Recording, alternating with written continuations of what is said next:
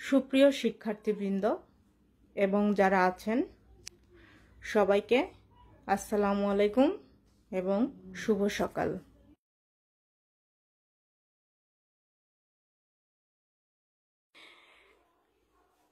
সরকারি বাংলা কলেজের পক্ষ থেকে আয়োজিত আজকের অনলাইন ক্লাসে তোমাদেরকে স্বাগতম জানাচ্ছি। আমি মুসাম্মদ শাহনাজ পারভিন, প্রভাষক, উদ্ভিদ বিজ্ঞান, সরকারি বাংলা কলেজ, ঢাকা।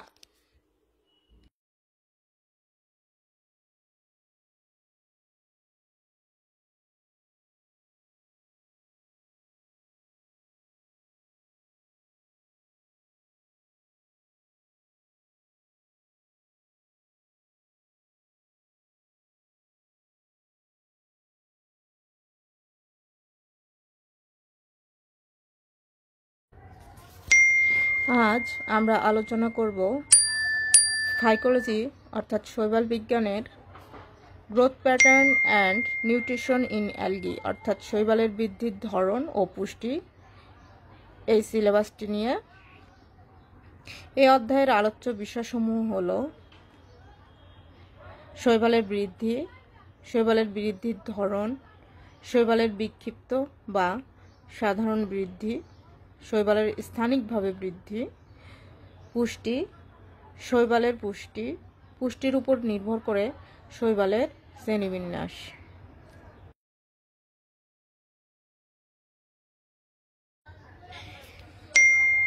বৃদ্ধি শৈবালের অন্যতম বৈশিষ্ট্য। দেহের গঠন ও আকারের স্থায়ী পরিবর্তনের ফলে বৃদ্ধি সম্পন্ন হয়। কোষে বিদ্যমান হরমোন বা বৃদ্ধি নিয়ন্ত্রক বা গ্রোথ রেগুলেটর শৈবালের সঠিক বৃদ্ধি নিয়ন্ত্রণ করে থাকে। এককোষী শৈবালের দেহ বিপাক ক্রিয়ার মাধ্যমে আয়তনে বাড়ে এবং কোষ বিভাজনের মাধ্যমে সংখ্যার বৃদ্ধি তথা বংশবৃদ্ধি ঘটায়। বহুকোষী শৈবালের দেহ কোষ বিভাজনের মাধ্যমে বৃদ্ধিপ্রাপ্ত হয়। বৃদ্ধি প্রতিটি জীবেরই একটি স্বাভাবিক ধর্ম ও আচরণ। সাধারণভাবে বিভাজনের মাধ্যমে জীবদেহে কোষের সংখ্যা বৃদ্ধি, কোষের আকার আয়তন বৃদ্ধি ও ওজন বৃদ্ধিকে সার্বিকভাবে উদ্ভিদের বৃদ্ধি বোঝায়। শৈবালের বৃদ্ধি বিক্ষিপ্তভাবে বা স্থানিকভাবে ঘটতে পারে।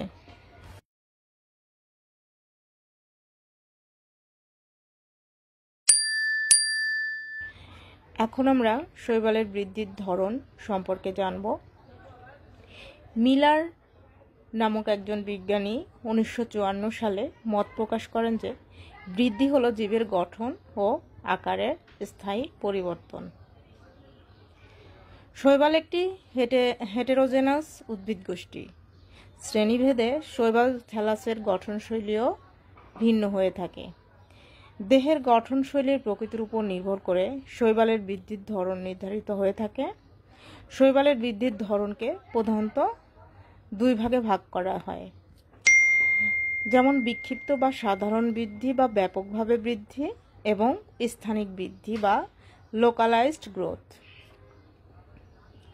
বিক্ষিপ্ত বা সাধারণ বৃদ্ধি আবার কয়েক প্রকার হয়ে থাকে, যেমন আড়াআড়ি বিভাজনের মাধ্যমে বৃদ্ধি, আড়াআড়ি ও লম্বালম্বিভাবে বিভাজনের মাধ্যমে বৃদ্ধি, থ্যালাসের সমান্তরালে আড়াআড়ি ও লম্বালম্বিভাবে বৃদ্ধি, আড়াআড়ি ও তির্যকভাবে বৃদ্ধি। স্থানিক বৃদ্ধি আবার কয়েক প্রকার হয়ে থাকে, যেমন ইন্টারক্যালারি বৃদ্ধি, ট্রাইকোথ্যালিক বৃদ্ধি, শীর্ষস্থ বৃদ্ধি, প্রান্তীয় বৃদ্ধি, পাদদেশীয় বৃদ্ধি, কলোনি বৃদ্ধি। এখন আমরা শৈবালের বিক্ষিপ্ত বা সাধারণ বৃদ্ধি সম্পর্কে বিস্তারিত জানব। শৈবালের যে বৃদ্ধি থ্যালাসের কোনো অংশে নির্দিষ্ট না থেকে থ্যালাসের বিভিন্ন স্থানে সংঘটিত হয় তাকে শৈবালের বিক্ষিপ্ত বৃদ্ধি বলে। শৈবাল দেহের বিভিন্ন স্থানে বিভিন্ন কোষ যে কোনো তলে বিভাজিত হয়ে এ ধরনের বৃদ্ধি ঘটায়। শৈবালের বিক্ষিপ্ত বৃদ্ধি সাধারণত 4 ধরনের হয়ে থাকে। আড়াআড়ি বিভাজনের মাধ্যমে বৃদ্ধি সম্পর্কে আমরা এখন জানব।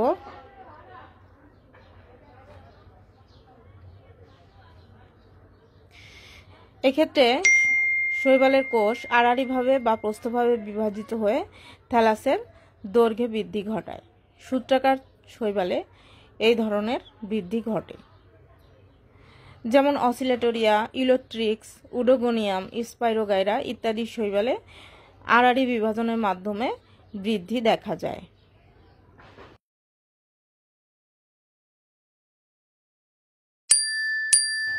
কোনো কোনো শৈবালের ক্ষেত্রে আড়াআড়ি ও লম্বালম্বী বিভাজনের মাধ্যমে বৃদ্ধি দেখা যায়। এক্ষেত্রে শৈবালের কিছু কোষ আড়াআড়ি বা প্রস্থভাবে ও কিছু কোষ লম্বালম্বীভাবে বিভাজনের মাধ্যমে থ্যালাস দৈর্ঘ্যে ও প্রস্থে বৃদ্ধিপ্রাপ্ত হয়।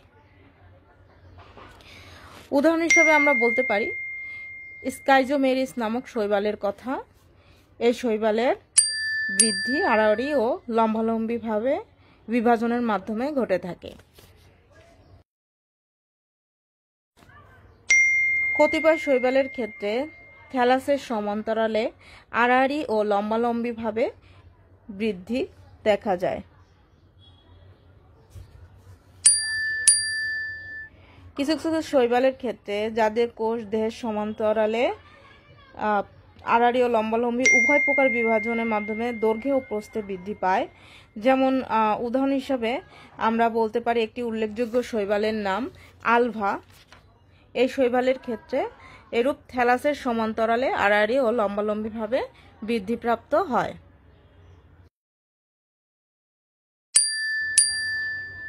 কোনো কোনো শৈবালের ক্ষেত্রে আবার আড়াআড়ি ও তির্যকভাবে বৃদ্ধি দেখা যায়। এ ধরনের বৃদ্ধির ক্ষেত্রে দৈহিক আড়াআড়িভাবে বা অনুপ্রস্থে ও তির্যকভাবে বিভাজিত হয়, ফলে থ্যালাস একাধারে দৈর্ঘ্যে বৃদ্ধিপ্রাপ্ত হয়, অন্যদিকে পার্শ্বীয় শাখার উৎপত্তি ঘটে।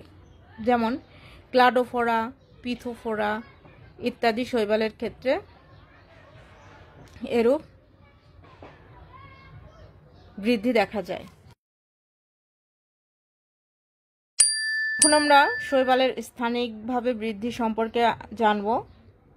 শৈবাল থ্যালাসের যে নির্দিষ্ট স্থানে ভাজক কলা রয়েছে সে নির্দিষ্ট স্থান বরাবর যে বৃদ্ধি সংঘটিত হয় তাকে শৈবালের স্থানিক বৃদ্ধি বলা হয়ে থাকে। এক্ষেত্রে দেহের বৃদ্ধি নির্দিষ্ট স্থানে সীমাবদ্ধ থাকে। শৈবালের স্থানিক বৃদ্ধি বিভিন্ন প্রকার হতে পারে। এখন আমরা ইন্টারক্যালারি বা নিবেশিত বৃদ্ধি সম্পর্কে জানব।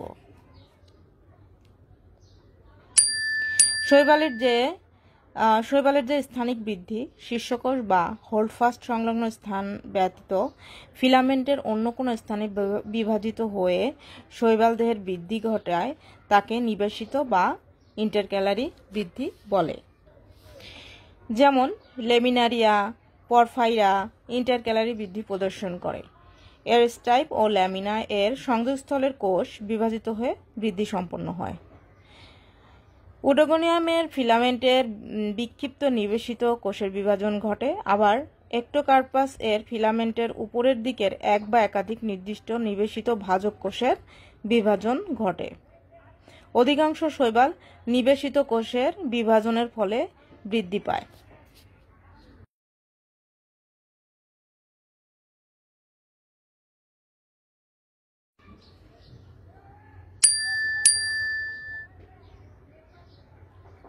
ট্রাইকোথেলিক বৃদ্ধি সাধারণত দেখা যায় যে সকল শৈবাল সিটা বা রোম বিশিষ্ট তাদের ক্ষেত্রে। শৈবালের সিটা বা রোমের গোড়ার দিকে ভাজক কলা দ্বারা যে স্থানিক বৃদ্ধি সংঘটিত হয় তাকে ট্রাইকোথেলিক বৃদ্ধি বলে। উদাহরণস্বরূপ স্টাইজিওক্লোনিয়াম কিটোফোরাতে এ ধরনের বৃদ্ধি দেখা যায়।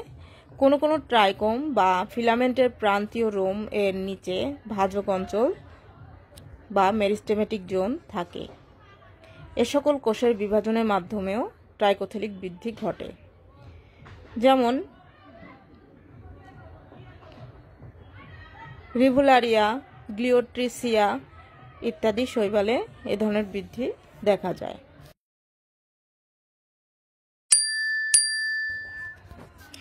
যে সকল শৈবালের শীর্ষদেশে ভাজক কলা বিদ্যমান থাকে তারা এ ভাজক কলার মাধ্যমে শীর্ষস্থ বৃদ্ধি ঘটায়।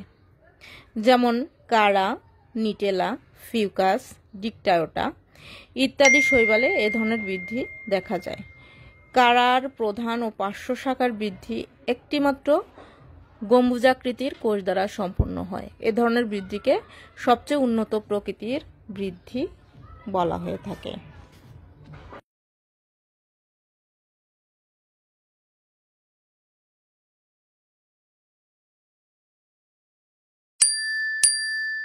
Marginal growth. এ ধরনের বৃদ্ধি সাধারণত প্যাডিনা, ফোলিওকিটি প্রভৃতি শৈবালের দেহে প্রান্তভাগে ভাজক কলা থাকে বলে এরা উক্ত ভাজক কলার মাধ্যমে প্রান্তীয় বৃদ্ধি ঘটায়। আমরা চিত্রের মাধ্যমে কোরিওসিটি শৈবালের প্রান্তীয় বৃদ্ধি দেখতে পাচ্ছি। পাদদেশীয় বৃদ্ধি। বুলবোসিটি সহ আরও বেশ কিছু শৈবালের দেহের বুলবাস কোষের পাদদেশে বিদ্যমান ভাজক কলার মাধ্যমে এই ধরনের পাদদেশীয় বৃদ্ধি দেখা যায়।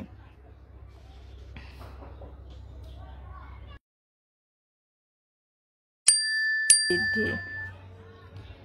এককোষী শৈবাল যেমন মাইক্রোসিস্টিস এর কলোনিতে কোষগুলো বিভাজন প্রক্রিয়ায় সংখ্যা বৃদ্ধি করে কলোনির আকার বৃদ্ধি করে। অন্যদিকে বহুকোষী শৈবাল যেমন নস্টকের কলোনিতে ফিলামেন্টের খণ্ডায়ন বা হর্মোগোনিয়াম সৃষ্টির মাধ্যমে কলোনির আকার বৃদ্ধি করে।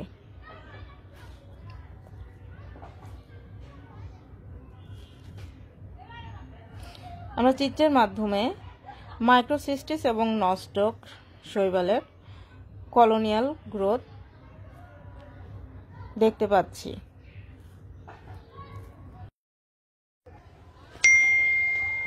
এখন আমরা শৈবালের পুষ্টি সম্পর্কে জানব। পরিবেশ থেকে গ্রহণকৃত যে সকল পদার্থ বা উপাদান সব ধরনের শারীরবৃত্তীয় কাজে অংশ নিয়ে জীবের বৃদ্ধি, বিকাশ তথা স্বাভাবিকতা বজায় রাখতে সহযোগিতা করে তাদেরকে পুষ্টি উপাদান বলা হয়ে থাকে। অন্যদিকে পরিবেশ থেকে গ্রহণকৃত পুষ্টি উপাদানের মাধ্যমে জীবের স্বাভাবিকতা বজায় রাখার প্রক্রিয়াকে পুষ্টি বলা হয়ে থাকে। পুষ্টি বা নিউট্রিশনের কিছু বৈশিষ্ট্য রয়েছে, যেমন পুষ্টি একটি বিপাকীয় প্রক্রিয়া। এই প্রক্রিয়াটি একটি শক্তি নির্ভর প্রক্রিয়া।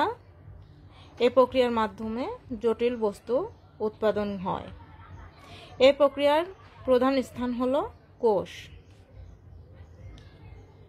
এ পর্যন্ত আবিষ্কৃত মোট 109টি মৌলিক পদার্থের মধ্যে মানবদেহে 82টি এবং উদ্ভিদে প্রায় 58টি বিভিন্ন প্রকার মৌলের উপস্থিতি লক্ষ্য করা যায়। শৈবাল দেহে এর সংখ্যা আরও অনেক কম হয়ে থাকে। এগুলোর মধ্যে 16টি মৌল দেহ গঠনের জন্য অত্যাবশ্যক। এই মৌলগুলোকে অত্যাবশ্যকীয় বা অপরিহার্য বা এসেনশিয়াল এলিমেন্টস বা পুষ্টি উপাদান বলা হয়ে থাকে।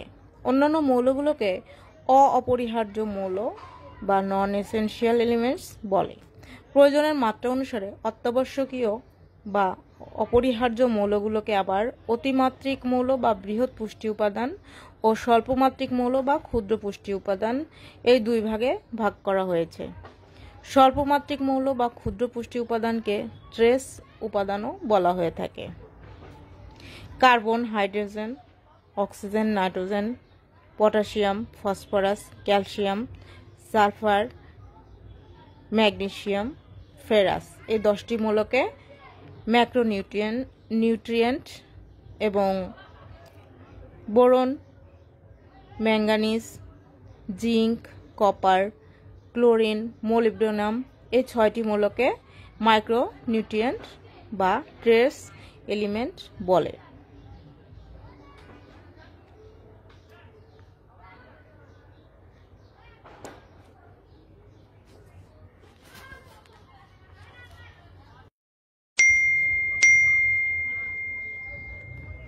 পুষ্টি বা পরিশোষণের শ্রেণী বিভাগ নিয়ে এখন আমরা আলোচনা করব।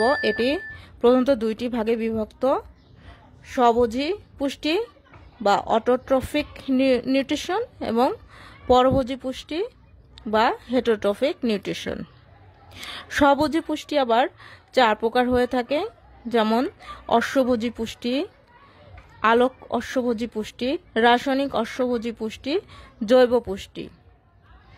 পরভোজী পুষ্টি আবার দুই প্রকার হয়ে থাকে, আলোক জৈবভোজী পুষ্টি এবং রাসায়নিক জৈবভোজী পুষ্টি। আলোক জৈবভোজী পুষ্টি আবার কয়েক প্রকার হয়ে থাকে, যেমন পরজীবীয় পুষ্টি, মৃতজীবীয় পুষ্টি, মিথজীবীয় পুষ্টি, পতঙ্গভুক পুষ্টি। মিথজীবীয় পুষ্টি আবার দুই প্রকার হয়ে থাকে, সহভোক্তা পুষ্টি এবং ব্যতিহারী পুষ্টি।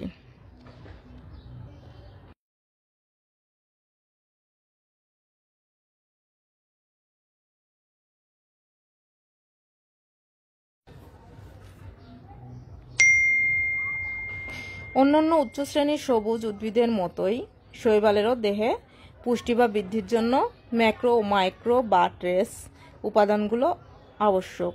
প্রধানত জলীয় পরিবেশে অবস্থানের ভিত্তিতে উপাদানগুলোর পরিশোষণ সমগ্র দেহ দিয়ে হওয়ার সম্ভাবনা থাকে। তাছাড়া ক্ষেত্রবিশেষে রাইজয়েড দ্বারাও শোষিত হয়। শৈবালের পরোক্ষ ও সক্রিয় উভয় প্রকার শোষণ বর্তমান। সেজন্য কোষের পুষ্টি উপাদানের ঘনত্ব কোনো কোনো উপাদানের ক্ষেত্রে পরিবেশ অপেক্ষা অনেক বেশি হয়ে থাকে। সাধারণত carbon, hydrogen, oxygen, nitrogen, sulphur, potassium, phosphorus, calcium, magnesium, ferrous প্রভৃতি হচ্ছে ম্যাক্রো উপাদান, আর ম্যাঙ্গানিজ, জিঙ্ক, বোরন, মোলিবডেনাম ইত্যাদি হচ্ছে ট্রেস উপাদান। এগুলো ছাড়াও কোনো কোনো শৈবালের ক্ষেত্রে অন্য বিশেষ উপাদানের প্রয়োজন হয়, যেমন ক্রাইসোফাইসিস শ্রেণীর শৈবাল ও ডায়াটমের ক্ষেত্রে সিলিকন এবং সায়ানোফাইটা বিভাগের কতিপয় প্রজাতির ক্ষেত্রে সোডিয়াম। ইউগ্লিনোফাইসিস শ্রেণীর শৈবাল বিভিন্ন ধরনের নাইট্রোজেন ঘটিত যৌগ, যেমন নাইট্রেট, নাইট্রাইট, অ্যামোনিয়া, ইউরিয়া, কিছু amino acid, purine, casing, gelatine, এমনকি বায়বীয় পরিবেশ থেকে নাইট্রোজেন সংগ্রহ করে। যে সমস্ত শৈবাল বৃদ্ধি ও পুষ্টির জন্য সম্পূর্ণ জৈব উপাদান ও আলোক নির্ভর তাদেরকে ফটো অটোট্রফিক তাদের ফটো অটোট্রফিক বলা হয়। যাদের এছাড়াও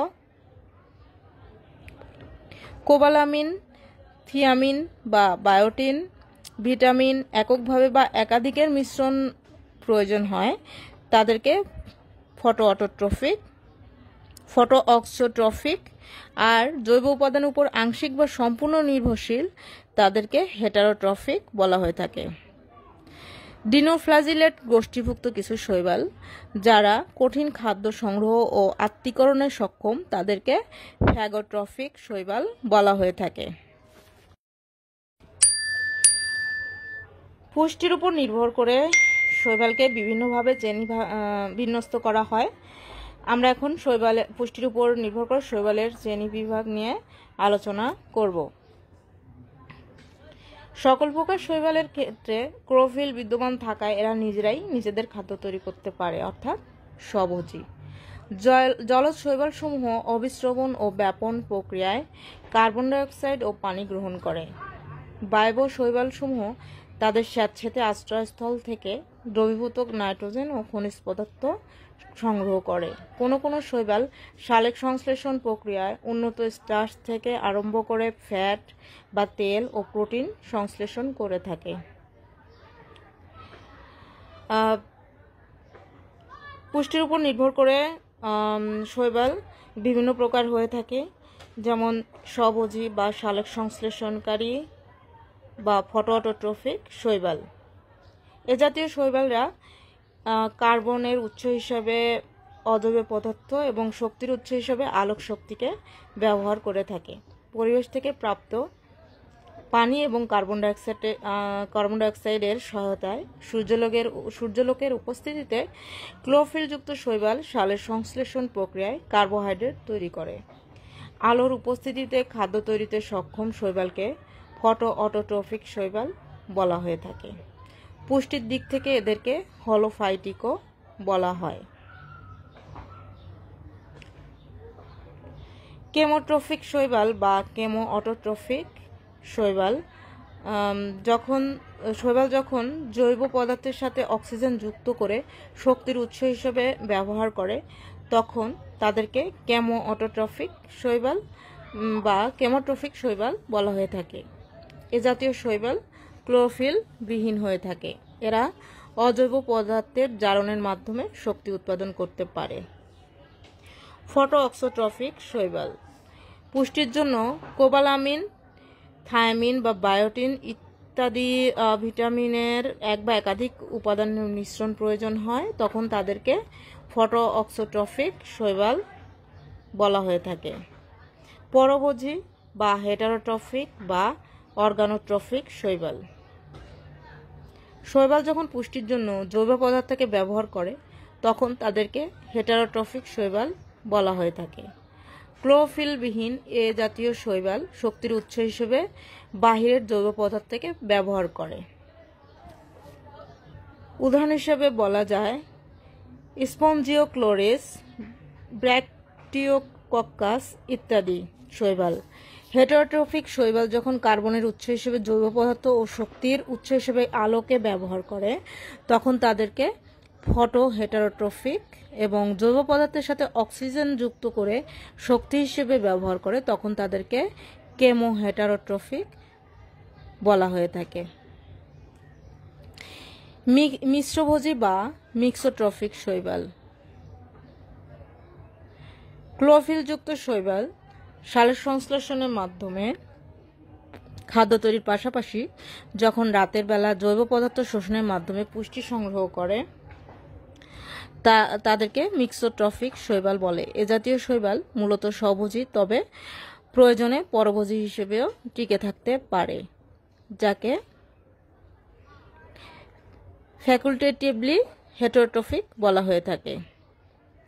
ভলভোকেলস বর্গের শৈবাল, কতিপয় ডিনোফ্লাজিলেটস ইত্যাদি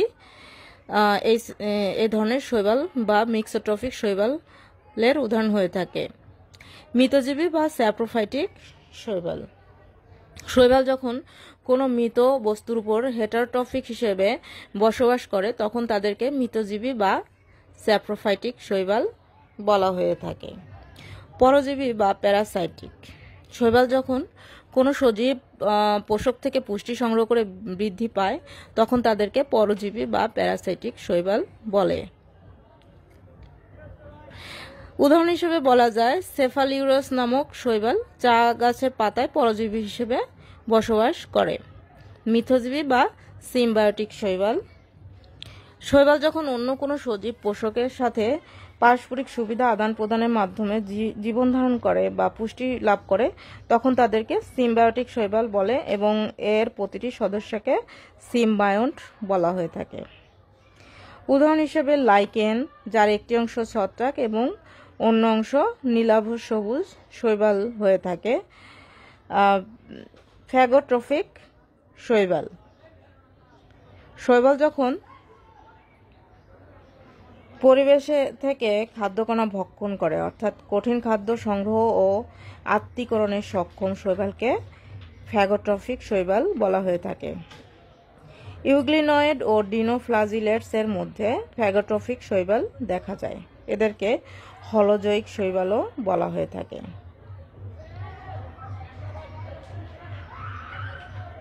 উদাহরণ হিসাবে অক্রোমোনাস, অক্সিরিস ইত্যাদি শৈবালের কথা বলা যায়।